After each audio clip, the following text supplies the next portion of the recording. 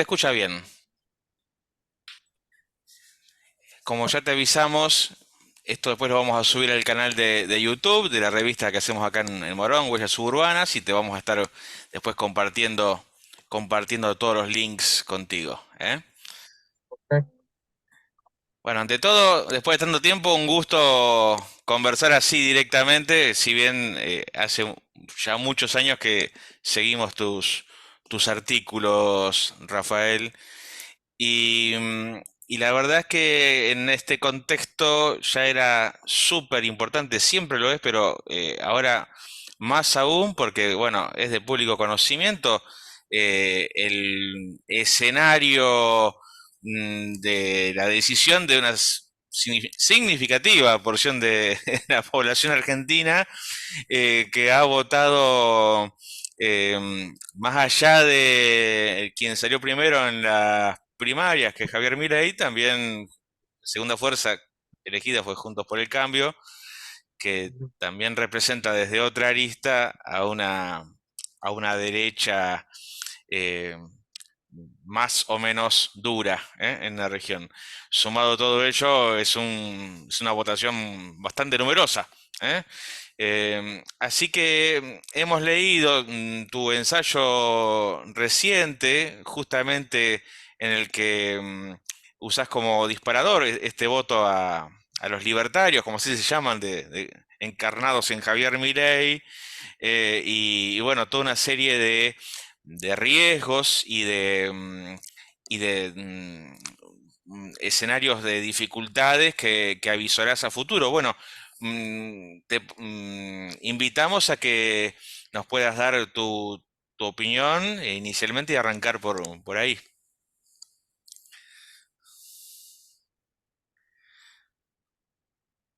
Ya conocen.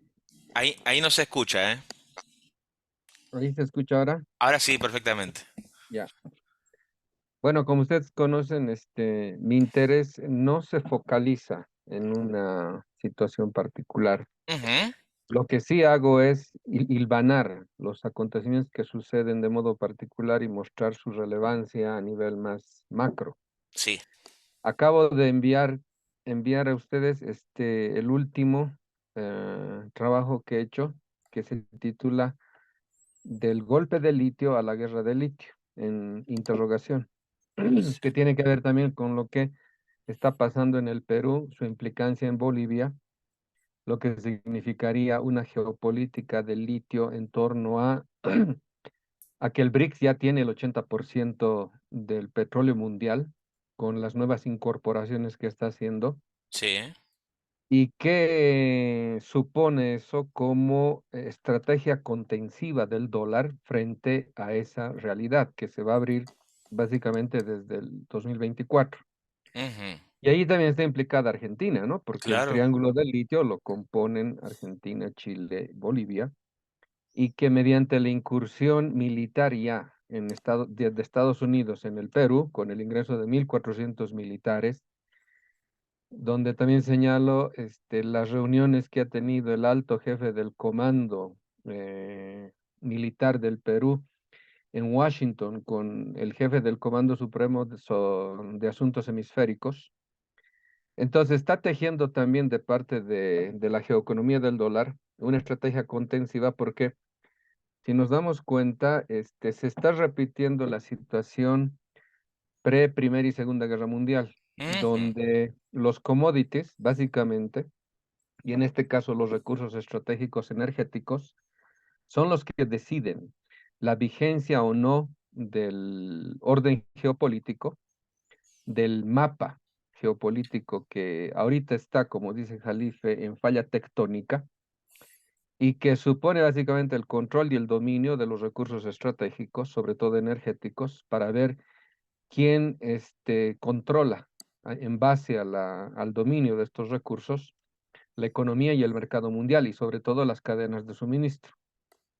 Entonces, en esa perspectiva es que, digamos, me detengo un poco en la realidad particular de un país, pero no para, digamos, ingresar en ella porque mi interés es más geopolítico en este por sentido supuesto. y ver las implicancias regionales que eso significa. Lo que sí yo he detallado, digamos, de manera preocupante es que Si subiese al poder un gobierno como Milei, sabiendo también la agenda bastante disparatada que tiene, Ujú, que en los hechos, digamos, resulta también consecuencia de las políticas de sobrevivencia que está adquiriendo el mundo y sobre todo las potencias, en este caso la potencia imperial.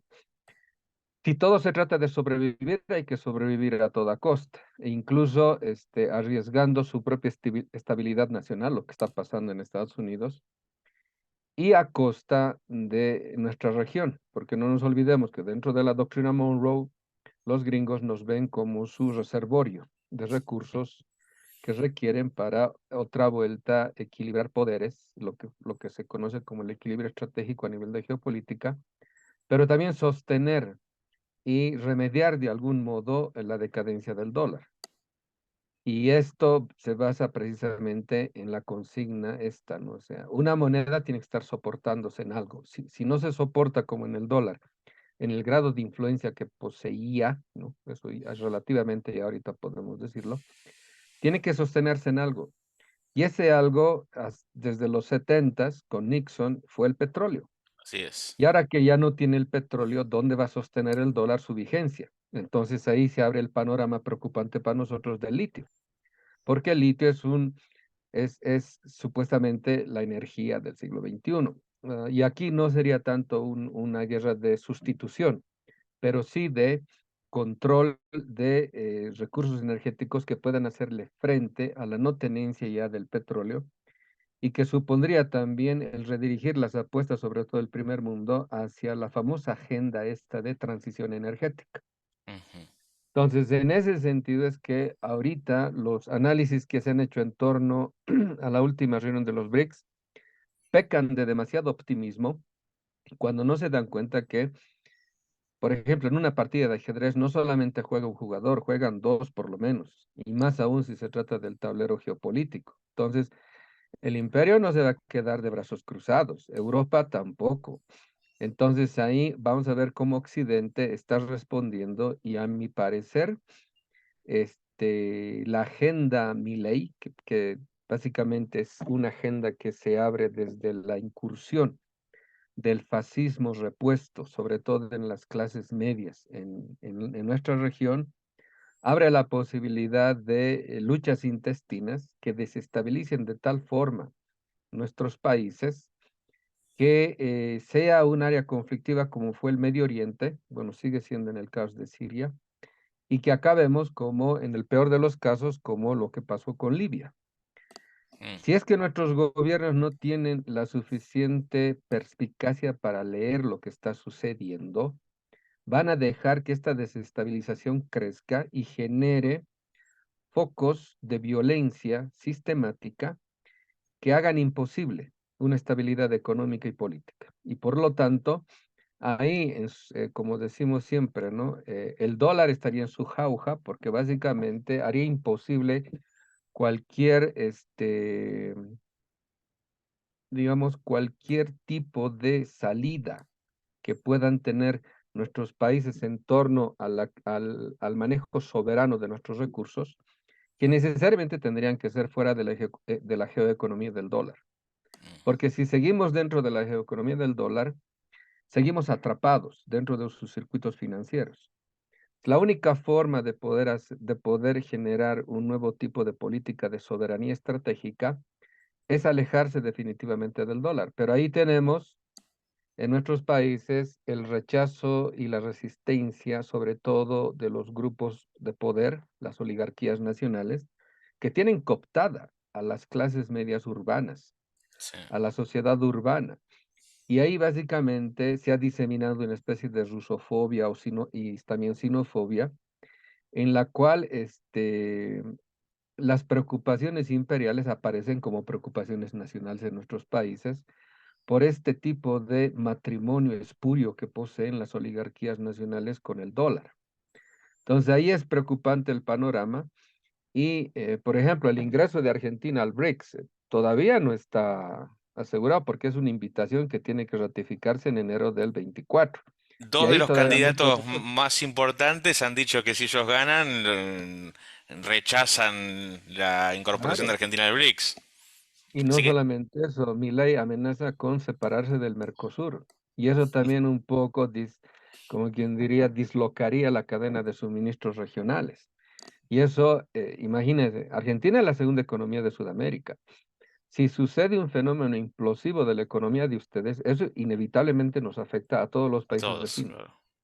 Entonces, el panorama no es tan optimista como algunos analistas creen, solo porque se han reunido los BRICS y han abierto sus puertas a más incorporaciones estratégicas, porque ahí el imperio nos está quedando de brazos cruzados y va a hacer todo lo posible para contener a la región. O sea, ya ha perdido el Medio Oriente, ya no tiene potestad sobre esa área en el globo, pero sí contiene todavía el hemisferio americano. Entonces ahí Sudamérica para ellos es una carta irrenunciable. Y lo Ujú. han manifestado, Laura Richardson lo ha manifestado, para ellos nosotros no existimos como humanidad, existimos simplemente como naturaleza, es decir, como suministros de recursos para la hegemonía del imperio norteamericano, ¿no? Así es. Sergio, Bueno, mi pregunta va orientada, yo se la anticipé un poco a Daniel, este, la dificultad que tenemos, y voy a tomar algo de lo que vos dijiste, Rafael, respecto de nuestras dirigencias que tienen a cargo la conducción de los estados, ¿no?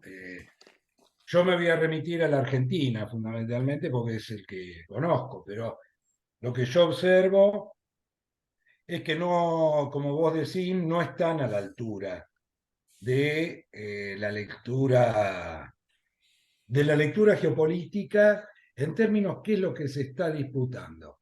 Ahora, con esta introducción que no fue tan breve, la pregunta que yo te hago, ¿no? Y te voy a hacer a ver qué podemos. Porque, por ejemplo, se está visualizando esto que vos mencionaste con certeza, el tema de los fascismos, ¿no? Y que hay una. Acá en la Argentina, particularmente, con el fascismo directamente se la podría ubicar a Patricia Bullrich desde su corriente, que eh, es como un nacionalismo medio extraño, ¿no? Porque una de las cosas que tiene, de las características de los fascismos, tiene que ver con el nacionalismo, justamente. Y se ve que en Europa, por ejemplo, hay también estas manifestaciones digamos, del nacionalismo, digamos, del fascismo nacionalista, se lo ve con mucha certeza en Italia, con mucha claridad.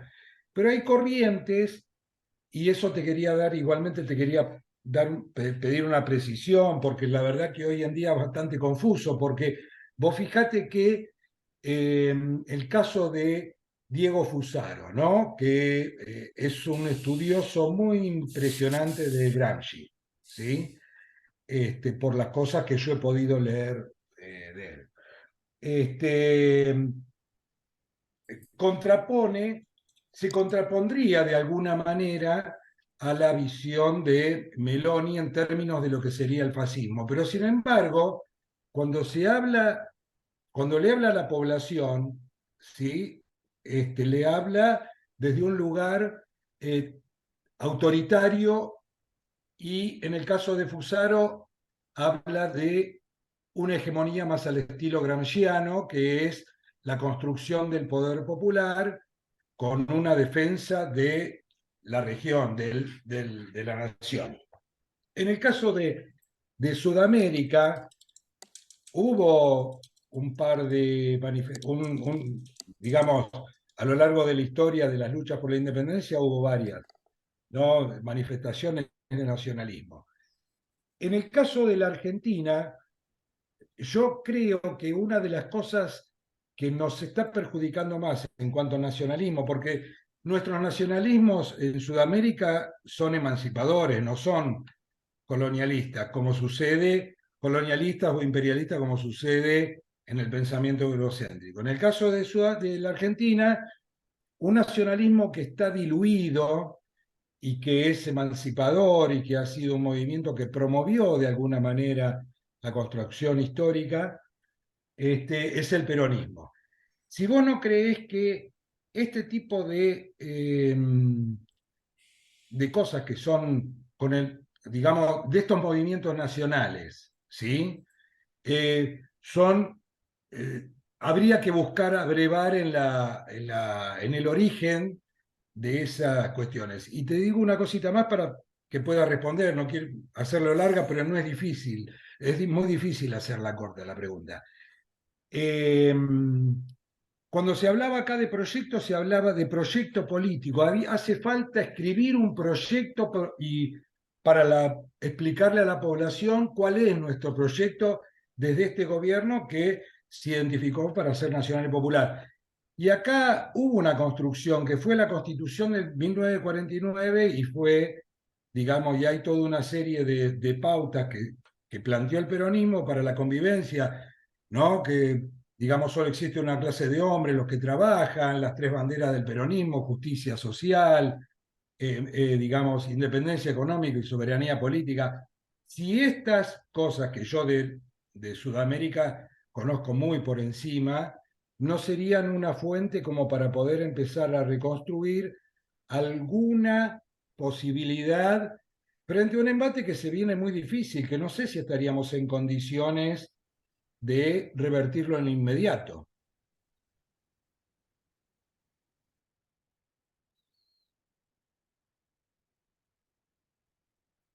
Bueno, un saludo, Sergio.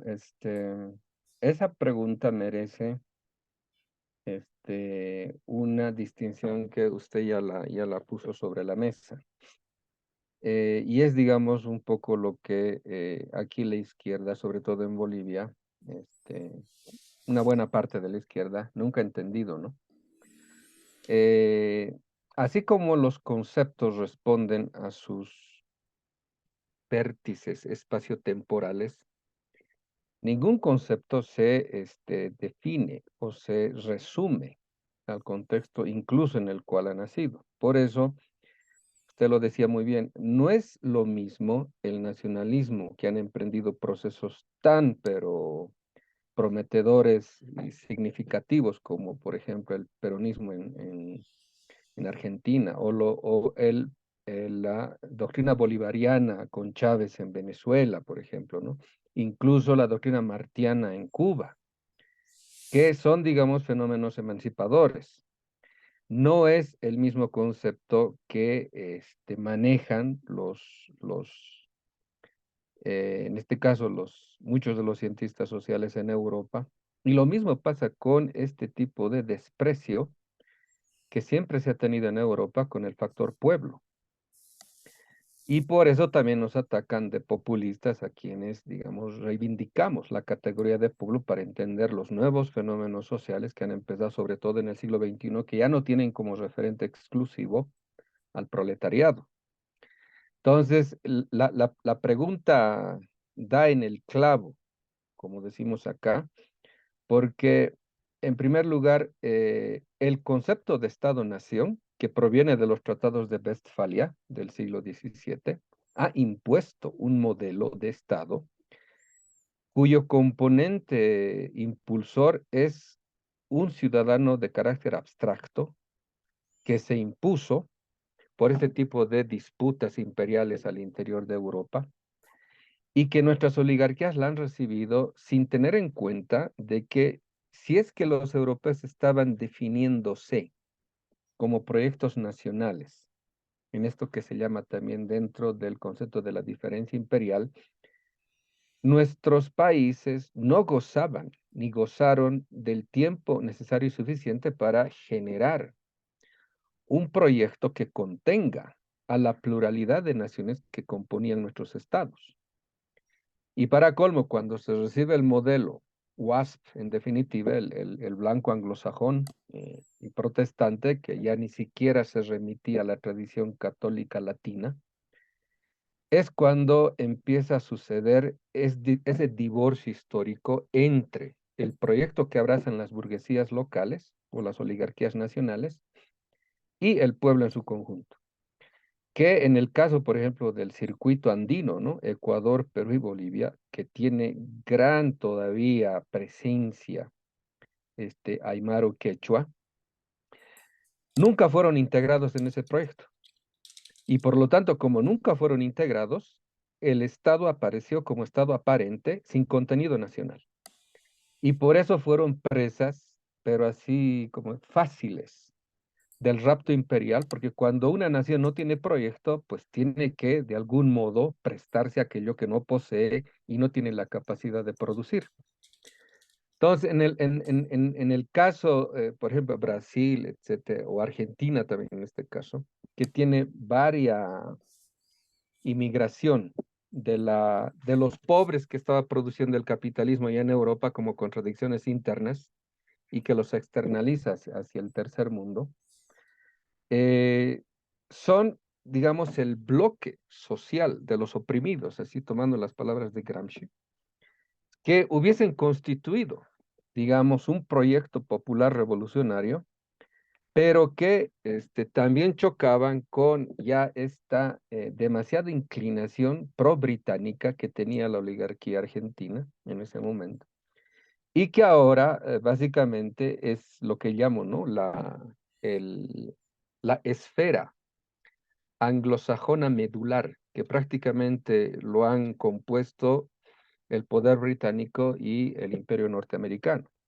que supuestamente había sido relevado en la Segunda Guerra Mundial, pero hemos visto y ahorita estamos viendo cómo el poder concentrado del imperio actual se concentra en la City de Londres y en Wall Street en Nueva York, y que incluso están por encima de las decisiones nacionales del propio Estados Unidos y de Inglaterra.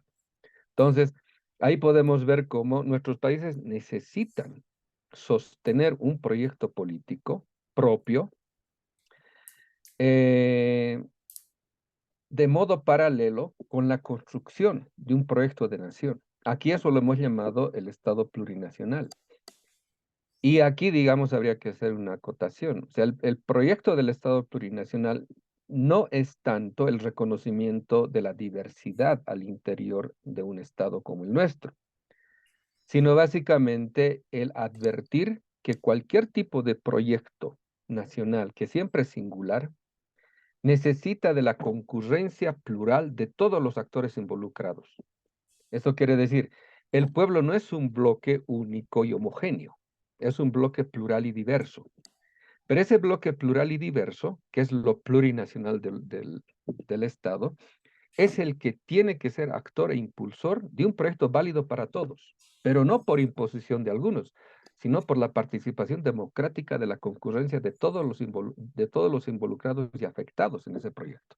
Entonces, ese es un proceso que nunca se ha podido lograr en América, por lo menos, porque nunca nos han dejado tener continuidad política. Imagínense, cuando se declara lo que va a ser la doctrina Monroe en diciembre de 1823, con James Monroe y John Quincy Adams, son como 70 años para que eso realmente se constituya política de Estado, porque es 1823. En el 1870, más o menos, recién, digamos, asumen eso como política, son como medio siglo, ¿no? Resume, recién eso lo toman como política de Estado y de ahí reconfiguran incluso toda su estructura académica para conformar al sujeto que haga posible el proyecto del excepcionalismo norteamericano, el llamado destino manifiesto. Pero nosotros nunca hemos tenido esa oportunidad porque después de los golpes de seguridad nacional, los golpes del Plan Cóndor, etcétera, nos han sometido a una institucionalidad democrática que hace que nuestros gobiernos duren lo que dura un soplo en el viento. Es decir, en 5 años no se puede constituir un país después de que han desfalcado el Estado y después de que han destruido nuestros países, etcétera. Cada gobierno que entra simplemente entra por eso a llenarse los bolsillos de los recursos que tienen porque saben que no van a durar. Entonces, cualquier tipo de proyecto se agota simplemente en la permanencia obligada que poseería alguna buena intención de algún gobernante para remediar en algo el desastre que han hecho nuestros estados. Pero lograr y constituir un proyecto de país supone, primero, la extensión en el tiempo. Y supone también que en esa extensión en el tiempo se produzca un proceso constituyente. Porque aquí han destrozado nuestras constituciones y lo han hecho de modo legal.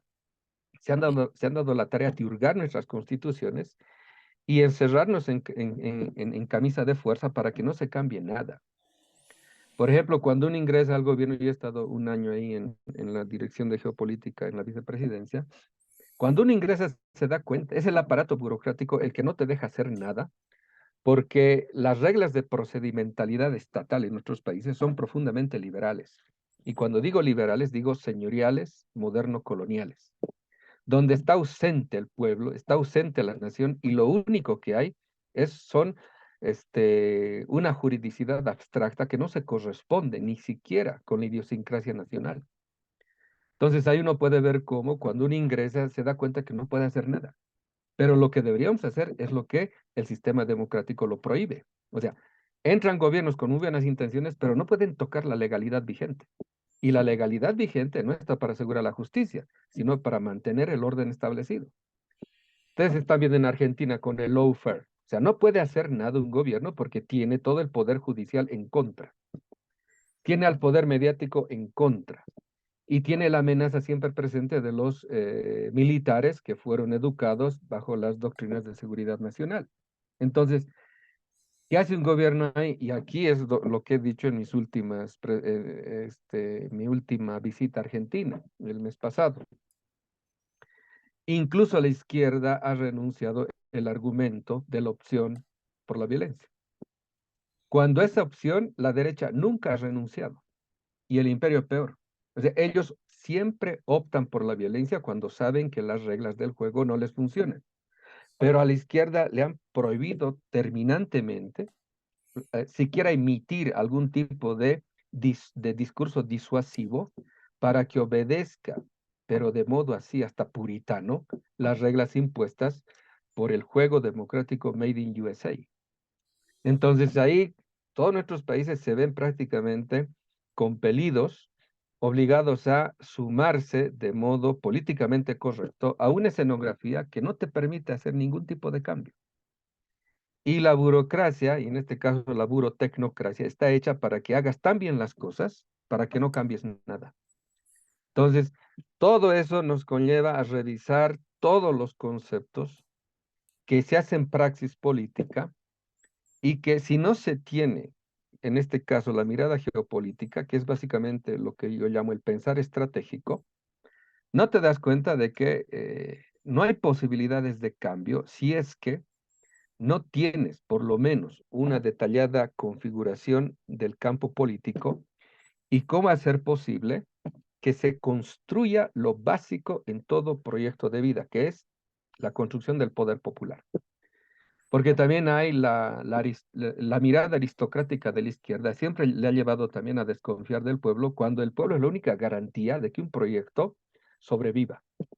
Porque si no hay pueblo como contenido de las decisiones políticas, por más que sea legítimo, el gobernante o los gobernantes siempre van a estar, como quien dice, golpeando las puertas a los poderes fácticos, porque de otro modo no va a tener legitimidad. Cuando ahí tiene a su pueblo para dotarle de la legitimidad verdadera, pero desconfían de ellos, porque nuestra izquierda también en eso es bien solipsista, ¿no?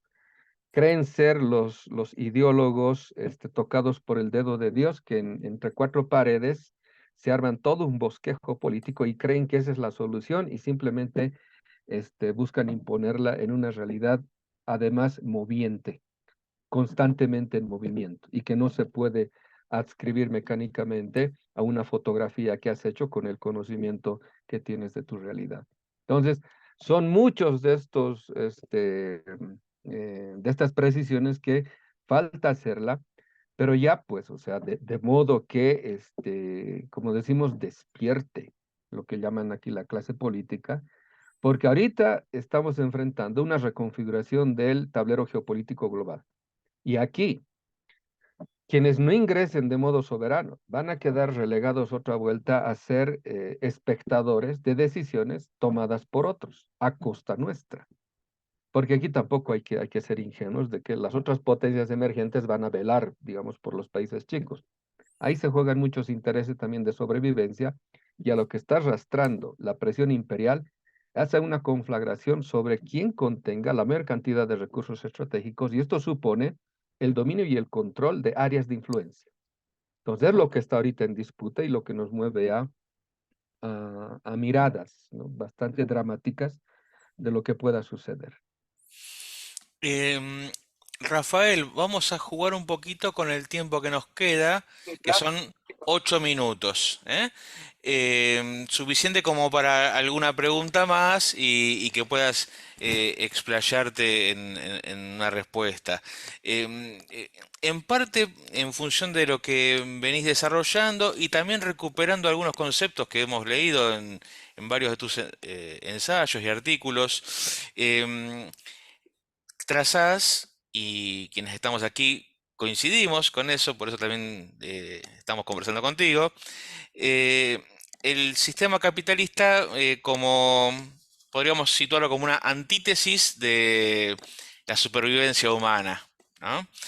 Em, en tal contexto, en el cual nuestros pueblos, nuestras sociedades, estamos integrados de alguna manera, o bailando ese reglamento, Em, ¿desde dónde observás que podríamos entroncar a los pueblos específicamente latinoamericanos, ¿no? Con culturas en común, con una historia en común, incluso con un lenguaje en común en muchos casos, la gran mayoría, em, en un camino hacia lo que podríamos definir como la concreción del concepto del buen vivir?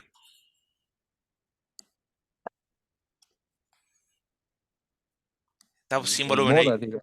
Ahí está, volvió el El buen volumen. vivir ha entrado en moda, digamos, Sí. porque toca una cosa que es sustantiva en la discusión actual, que es el sentido de la vida. Ujú, Y precisamente eso es lo que está puesto en duda ahorita, porque ya no está asegurada la vida de la humanidad. Es más, ujú, con la Agenda 2030 ya se ha puesto en evidencia de que el 1% de los billonarios del mundo busca deshacerse de 2/3 de la población mundial, porque con el paradigma postindustrial y la inteligencia artificial, buscan suplir a toda la clase media mundial, que es la parte burocrática de la clasificación social del capital. Es decir, mantener a tanta gente ya para el capital ya no le es beneficioso. mm, Y por eso también han aparecido los fenómenos de la pandemia, etcétera, donde, y ahora también se está otra vuelta rumoreando sobre nuevos confinamientos que están empezando a urdirse, porque para la gente imperial es básicamente, si se trata de sobrevivir, los recursos se están agotando. No tanto porque ya no haya, sino por el grado asintótico que posee el tipo de consumismo al cual se ha acostumbrado el primer mundo sobre todo. Entonces, frente a eso, este, la vida solo sería posible para un reducido número de gentes que buscan asegurarse el dominio y el control de los recursos necesarios para hacer posible en lo venidero una forma de vida a la cual se han acostumbrado, que es el despilfarro, a la cual llaman bienestar, ujú, ¿no? Entonces, frente a eso, el vivir bien se nos muestra como un concepto que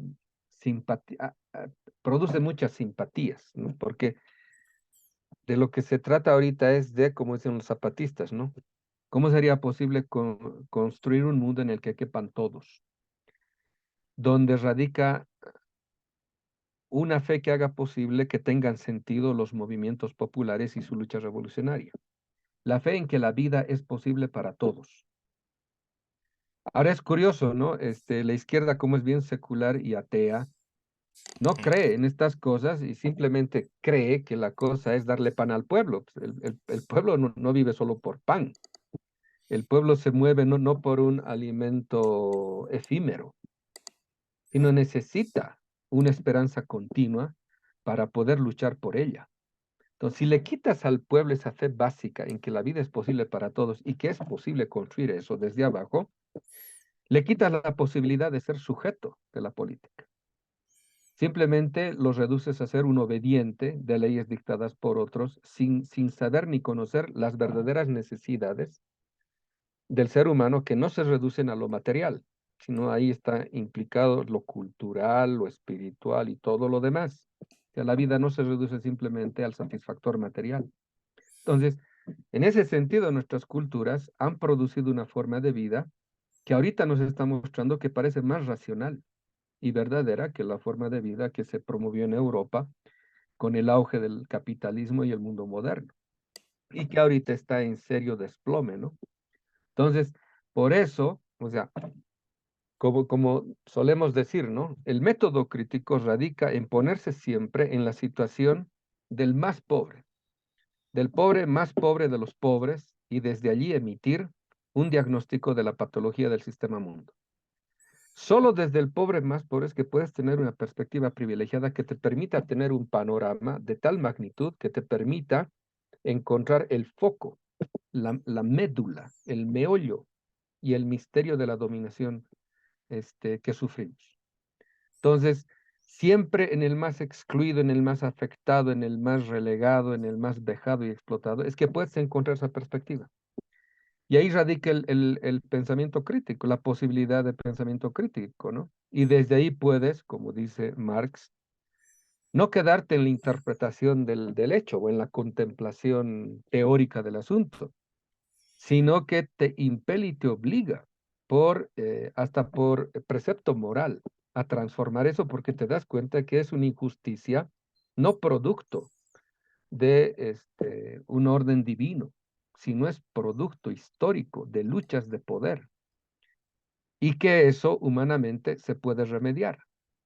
Entonces es por eso que han tenido tanto auge esto desde el 1994, el levantamiento zapatista en Chiapas, hasta la promulgación de la Constitución del Estado Plurinacional en Bolivia en 2009, y que está abriendo esta posibilidad de reformular, resignificar, rediseñar nuestros estados en torno a estas capacidades histórico-políticas que los pueblos siempre nos han mostrado en su larga lucha histórica, que no se reduce simplemente a la petición de satisfactores perentorios, sino es una lucha histórica de demandas que básicamente tocan a lo humano en general y al sentido de la vida. O sea, ¿para qué vivimos? ¿Qué sentido tiene la vida? Y en última instancia, ¿cómo es posible un mundo válido para todos, donde la vida sea posible para todos? Que es básicamente lo que en el fondo se encuentra en lo que hace posible que en Bolivia, por ejemplo, el campesinado, lo indígena, ingrese en el campo político, la defensa de la forma comunidad como estructura, forma de la vida, es decir, velar todos por todos, donde el individuo no se reduzca a la atomización de sus intereses puramente particulares, sino que ahí Rafael, tengamos la oportunidad de velar todos por todos. No me quedes acá. se acaba, quedan unos poquitos segundos. Eh, pero creo que ojalá que sea el disparador para nuevas conversaciones, si te parece, ¿eh? Y por supuesto siempre seguimos publicándote. Te agradecemos muchísimo, muchísimo, y en cuanto preparemos todo el material te lo estaremos compartiendo, ¿eh?